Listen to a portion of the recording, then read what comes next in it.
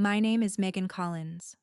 I'm 30 years old, and for 8 years, my family believed I was barely getting by.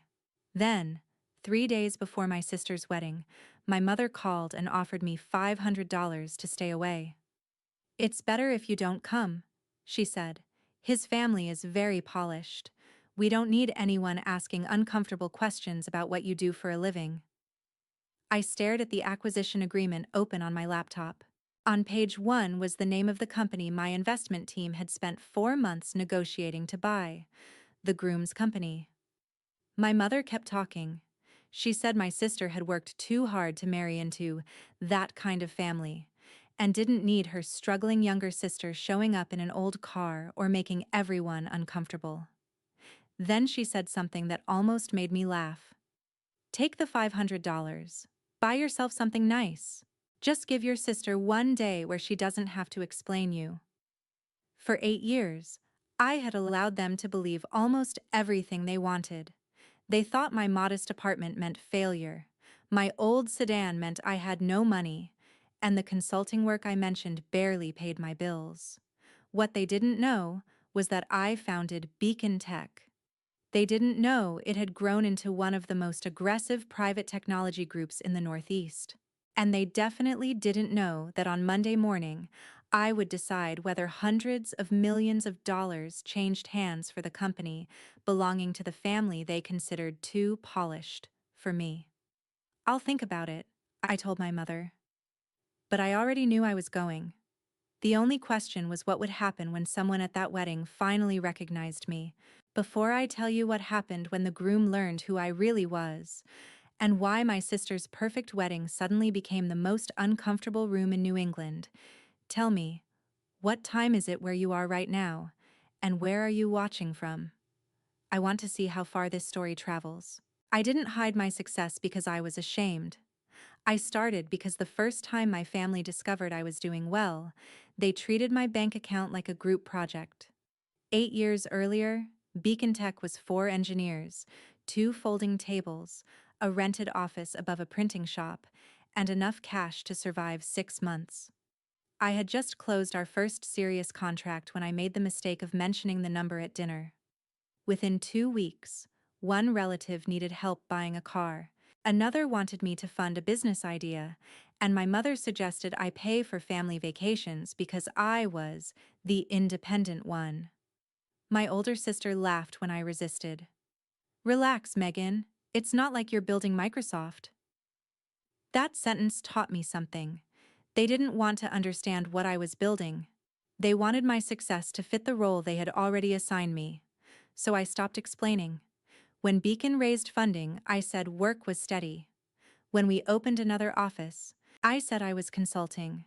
When I became wealthy on paper, I kept my old car and rented a comfortable but ordinary apartment.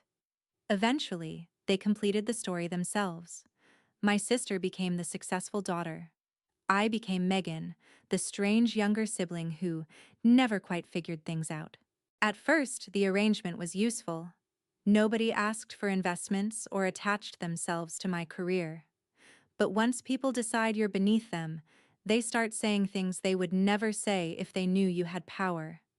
At Christmas, my mother told me not to discuss money around my sister because she and her friends are in a different stage of life. My sister once asked whether I had considered getting a real corporate job. I almost told her Beacon employed more than 1,200 people. Instead, I smiled. Then she met Martin Hale. Martin was a senior executive at Hale Systems, a family-controlled enterprise software company founded by his father. The moment my mother learned who his family was, my sister's relationship became a coronation.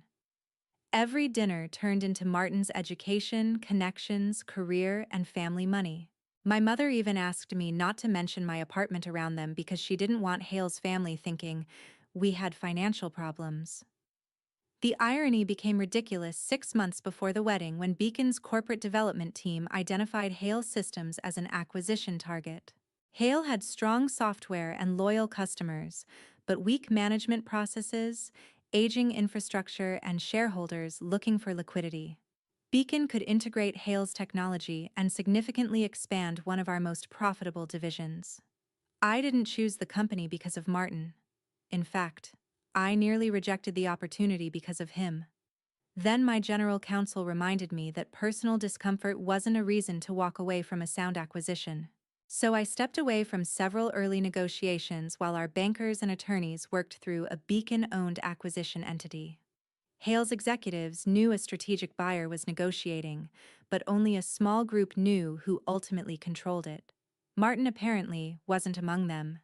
Meanwhile, he was telling people the sale would make his family richer and his career bigger.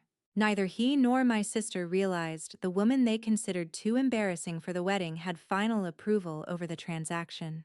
The night after my mother's call, I chose a simple navy dress I already owned.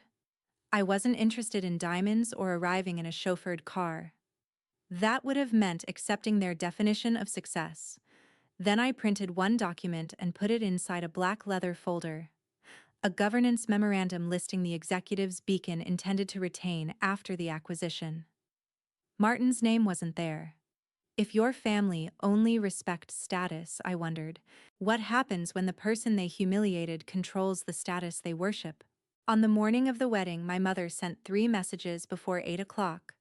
The first said, "Please don't make this difficult." The second was a $500 payment notification. The third was worse. "Your sister agrees this is best." I stared at the screen for a few seconds, then returned the money without explanation. There was nothing left to debate. I dressed, picked up the black leather folder from my desk, and drove to the estate. My old silver sedan looked almost ridiculous beside the imported cars lined along the circular drive, but that didn't bother me. What did bother me was the seating display inside the entrance hall. I scanned it once, then again. My name wasn't misplaced. It wasn't assigned to another table. It had been removed completely. One of the coordinators approached with the careful smile people use when they sense trouble but don't yet understand it. "Can I help you find your table? I'm the bride's sister." She checked her tablet, then checked again. "I'm sorry, I don't see." "That's okay," I said. I expected that. The pity in her face lasted maybe half a second, but I saw it. My mother spotted me from across the hall and started walking fast, smiling toward guests while whispering through clenched teeth the moment she reached me. "What are you doing here?" "Attending my sister's wedding." "I asked you not to." "You offered me money not to." Her eyes darted toward a nearby couple. "Keep your voice down." There it was. She wasn't upset because she had hurt me. She was terrified someone important might hear how she had treated me. My sister appeared less than a minute later, surrounded by bridesmaids in matching robes. The moment she saw me, her smile disappeared. Not because she was surprised to see her sister, because I was a problem that had ignored instructions. "Megan, I thought Mom explained everything." "She did." "Then why are you here?" "Because you're my sister." Her jaw tightened. "This is not the day to make some statement." "Walking through the door is a statement now?" "You know what I mean." Then she said the sentence that erased any remaining doubt about why they wanted me gone. "Martin's family invited investors, board members, executives, people who actually matter to the company. I can't spend my wedding explaining why my sister never got her life together." For a second I didn't respond, because over her shoulder, maybe 20 feet away, stood Richard Vale, one of Hale's outside directors advising on the Beacon transaction. He had spoken with me during 2 confidential strategy calls. He recognized me instantly. His eyebrows rose. I gave him the smallest shake of my head. "Not now." He understood and turned away. My sister followed my eyes but had no idea who I was looking at. "Megan?" I looked back at her. "What exactly have you told Martin about me?" "The truth." "Which is?" She exhaled impatiently. "That you do occasional technology consulting, that money can be tight, and that you don't like discussing it." "And that embarrasses you?" She hesitated just long enough to make the answer worse. "Today? Yes." My mother stepped between us. "Please just leave before anyone notices." I almost laughed because several people had already noticed, and at least one of them knew exactly who I was. I could have ended the entire charade right there. I could have said Beacon Tech, named the transaction, or opened the folder. Instead, I smiled. Fine, I won't interfere with the ceremony. Relief crossed both their faces because they assumed I meant I was leaving. I walked past them. My mother caught my arm. Where are you going? To sit down. You aren't on the seating chart. I noticed. Before she could say more, Richard appeared beside us. Megan Collins? His voice carried just far enough to draw attention from two nearby groups. I turned and shook his hand. Richard. He smiled. Good to see you again. Your team has been keeping all of us busy. Hopefully productively. He laughed. Monday will tell us. My sister's expression shifted. You two know each other? Richard looked honestly surprised. You haven't met Megan professionally? I interrupted before he could finish. Richard, today is her wedding. Business can wait. He understood immediately. Of course. We'll talk later. As he walked away, my sister stared after him. Why does a Hale board advisor know you? For the first time all morning, I saw uncertainty replacing contempt. I gave her a small smile. You should finish getting ready. Then I walked into the ceremony. Behind me, my mother whispered my name. This time, it wasn't a warning. It sounded like fear. The ceremony itself was beautiful, and I had no intention of ruining it. I didn't stand during the vows, object, interrupt the officiant, or turn my sister's wedding into some theatrical confession. Whatever Sophie had become, she was still my sister, and there had been a time when we shared a room, traded clothes, and stayed awake whispering about the lives we thought we would have. Revenge didn't require me to destroy the ceremony itself. Sometimes the loudest person in the room has the least power. Sometimes the quietest person already knows what everyone else is about to lose. I sat near the back and let the ceremony happen. Sophie smiled at Martin.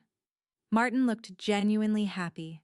For 20 minutes, I almost convinced myself I could simply leave afterward and let Monday handle the rest.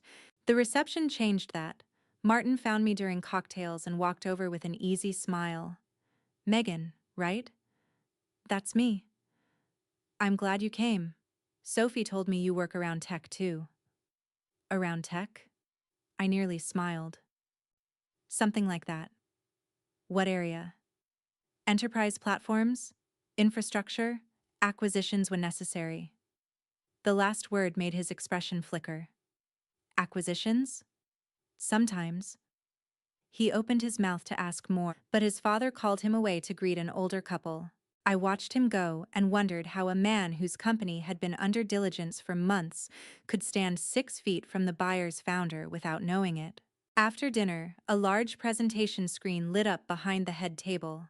I expected childhood photos, speeches, maybe embarrassing stories from college.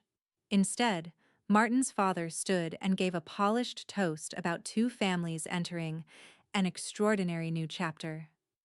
He praised the marriage for several minutes, then smoothly transitioned to Hale Systems.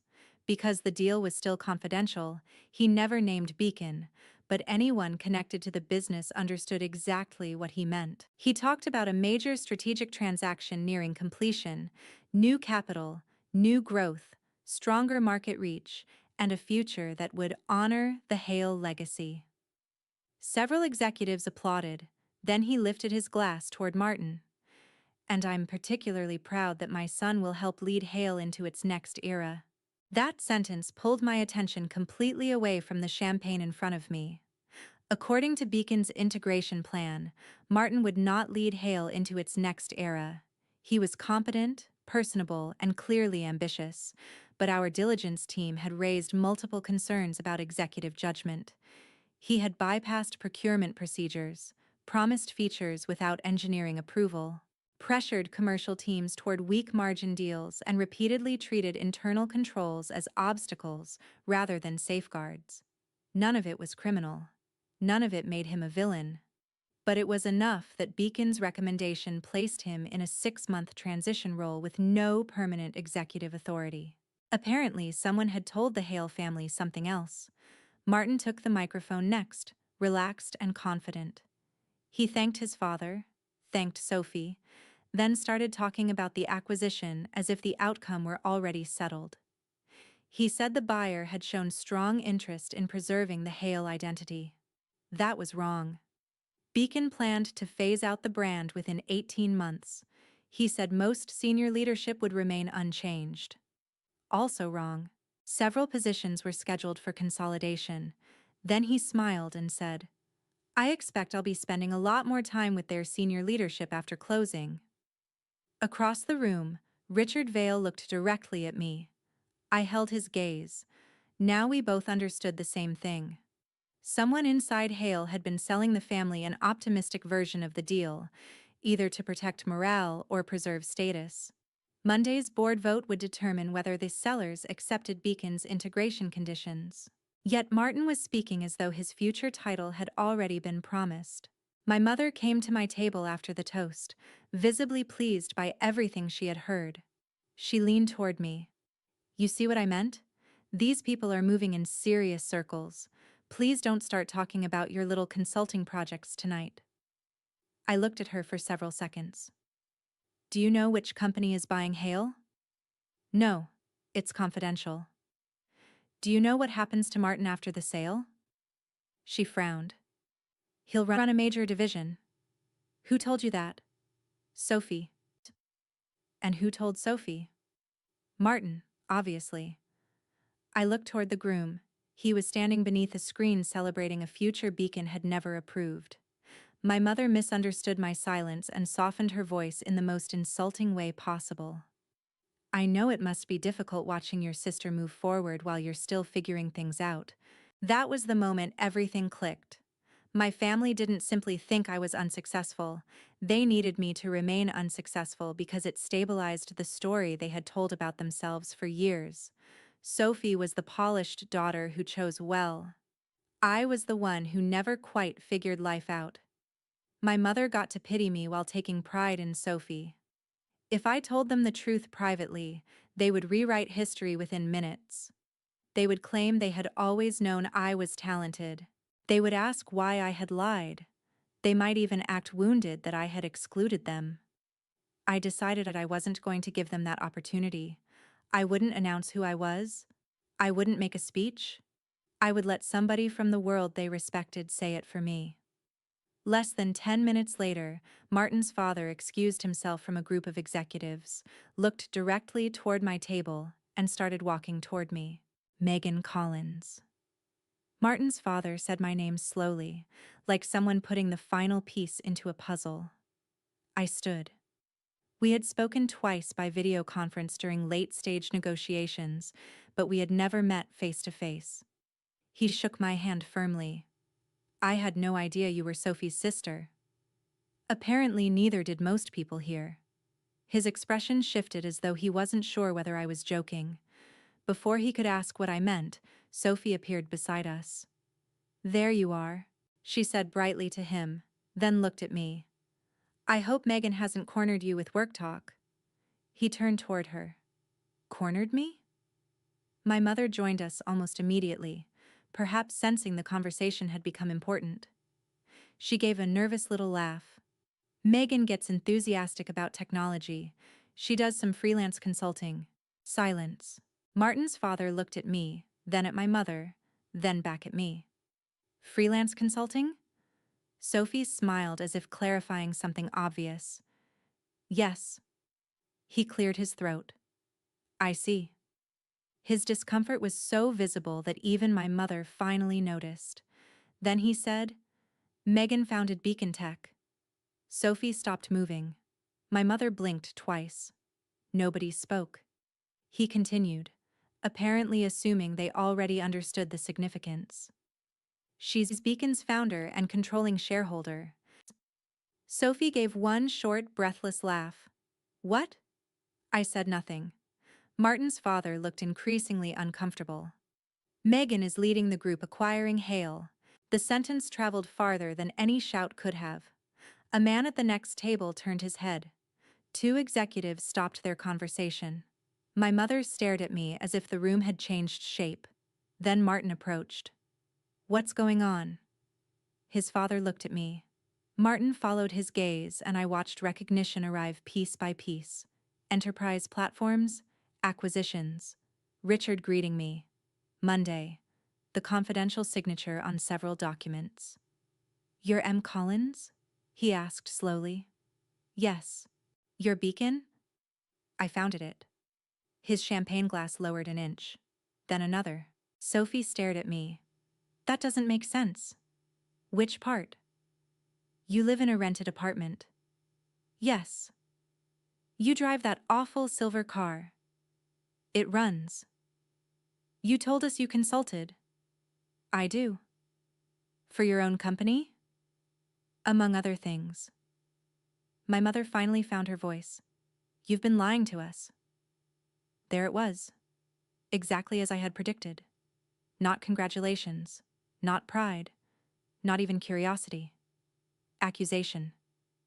"I stopped giving you financial details," I said. "You created the rest." "For 8 years?" "For 8 very peaceful years." Several people nearby pretended not to listen. None of them were convincing. Martin's focus shifted almost immediately from the family revelation to the transaction. "When did you know?" "Know what?" "That Hale was connected to me." "Your family owns Hale. You work there. Neither fact was secret." "You know what I mean." I knew before our first indication of interest. His eyes narrowed. "And you still pursued the deal?" "The company met our criteria." Sophie stepped between us. "Wait. You're buying his company?" Her voice rose more than she intended. Another cluster of conversations stopped.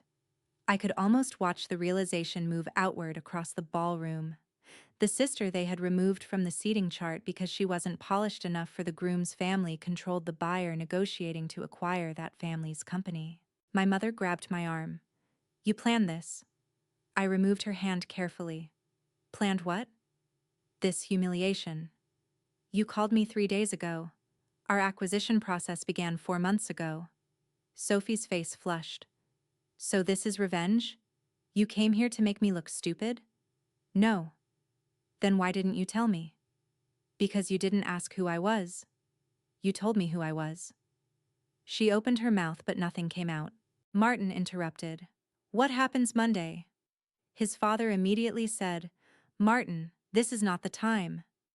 But Martin ignored him. "The board vote. What happens Monday?" Half the nearby tables were now listening. I could have enjoyed the moment. I could have made him beg. I could have threatened to walk away from the acquisition just to watch the room collapse. But Beacon was not my personal weapon, and hundreds of employees depended on me acting like a professional. "If your board accepts the final integration terms, I intend to recommend approval," I said. His shoulders loosened slightly. Then I added, "But there seems to be confusion about those terms." His father went completely still. "What confusion?" Martin asked. "You told this room you were staying in senior leadership." His jaw tightened. "That's what I was told." "By whom?" His father stepped forward. "This discussion should happen privately." Richard Vale had already approached us. He looked directly at Martin's father. "I told the compensation committee not to represent retention decisions as final." Sophie turned toward Martin. "What does that mean?" Nobody answered her quickly enough, so I did. "It means Beacon's current integration plan does not include Martin in permanent executive leadership." Sophie's face changed as if the floor had shifted beneath her. Martin stared at Richard, then at his father, and for the first time since I arrived, he no longer looked like the most secure man in the room. And the worst part was that his title wasn't even the biggest problem Beacon was about to discover. Sophie turned toward Martin. "You said you were going to run the division." "I said that was the plan." "You said it was guaranteed." "Sophie, not now." The phrase was almost identical to what she had told me earlier. "Not now. Not where important people might hear." My mother looked at Martin's father. There must be some mistake. Richard answered calmly. There isn't. Martin looked at me. Did you remove me because I married your sister? No. You expect me to believe this has nothing to do with your family. Read your performance review. I opened the black folder and removed the governance memorandum. Beacon's Integration Committee had made its preliminary retention recommendations 6 weeks earlier. 3 independent executives reviewed them, and I had deliberately stayed out of the first recommendation because of my connection to Martin. Richard confirmed it. Martin stared at his name under transition roles. 6 months. No permanent executive authority, no guaranteed division presidency, no board seat. Sophie read over his shoulder. Why? Because Beacon isn't buying Hale to preserve titles, I said. We're buying technology, contracts, engineering talent, and customer relationships. Leadership is evaluated separately. Martin's face hardened. What exactly is wrong with my leadership? That belongs in a Monday meeting, not your wedding reception. Then Richard said, there is another issue. Martin's father immediately looked uncomfortable. What issue? I asked. Yesterday, Diligence received copies of several customer side letters that weren't included in the original data room. My attention shifted instantly from family drama to business. What kind? Pricing guarantees and renewal concessions. Martin's father stepped in. We were preparing an explanation. When? Monday. Our vote is Monday. I know. I looked at Richard. Do those letters affect recognized revenue? Potentially. Martin snapped that every company negotiated commercial arrangements. I looked directly at him. Were you aware of them? He hesitated too long. His father insisted the conversation should be private. You announced the transaction in your wedding toast, I reminded him. You publicly described leadership plans Beacon never approved, and now I'm learning material documents arrived less than 1 business day before our final vote. We moved into a library with Martin, his father Richard, Beacon's outside counsel, and me. Sophie wanted to follow, but Martin told her to wait outside. She refused at first. You spent 6 months telling me this sale would change our lives. Now my sister says you may not even have the job you promised. Martin eventually asked her to leave, and the look she gave him was nothing like the one she had worn at the altar. Inside, things got worse. The side letters weren't necessarily misconduct, but they changed the economics. Several major customers had been promised favorable renewal caps that could reduce future revenue and alter Beacon's valuation. Martin had signed 2 of them. I looked at his signature. You knew these existed. They were necessary to close deals. Why weren't they uploaded during diligence? Finance handled the data room. You signed them and participated in management presentations without raising them. His father said the matter could be resolved. Maybe it could, but not on the current timetable. I closed the folder. Monday's vote is postponed. Martin's father stared at me. That could delay everything for weeks. Then it takes weeks. You're jeopardizing the transaction. Missing disclosures jeopardized the transaction. Martin slammed his palm onto the table. This is because of Sophie. I held his gaze. If this were because of Sophie, I would have killed the deal the day she banned me from your wedding. Instead, my team spent 4 months trying to buy your company at a premium. I separated my personal relationship from my responsibility.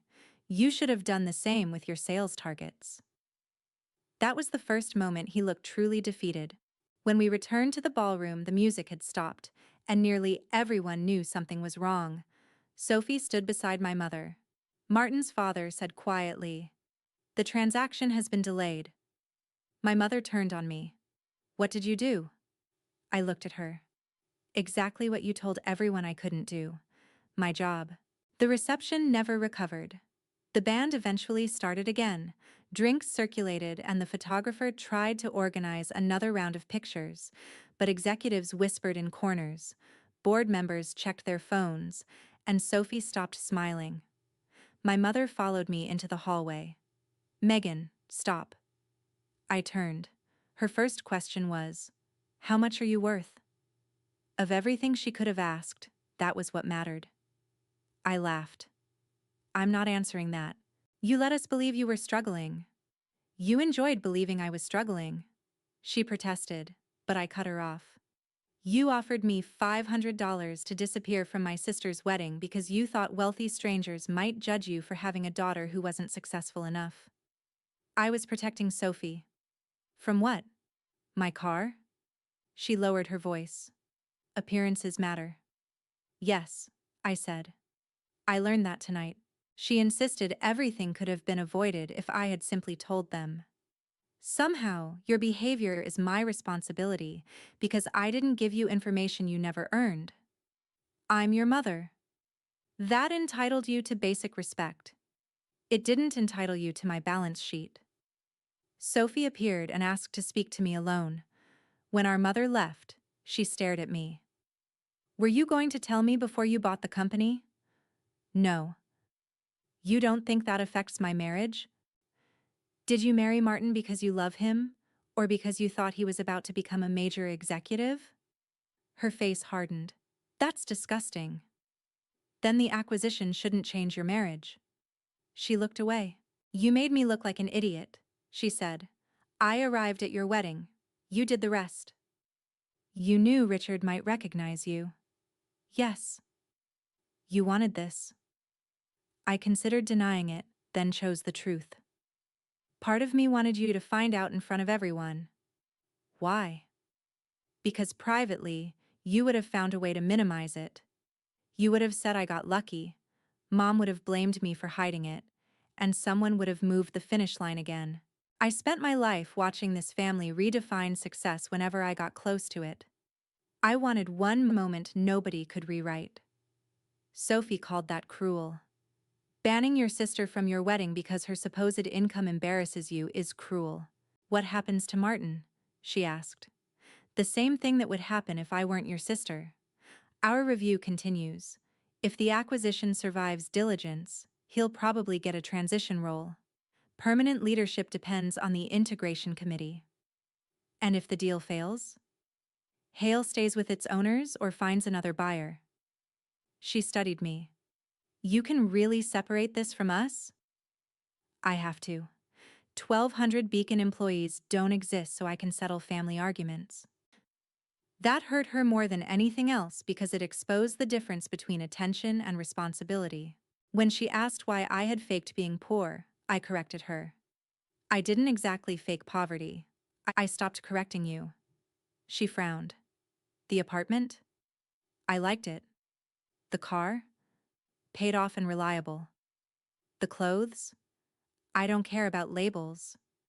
Beacon? You never asked about my work for more than 30 seconds." Then she asked, "So what now?"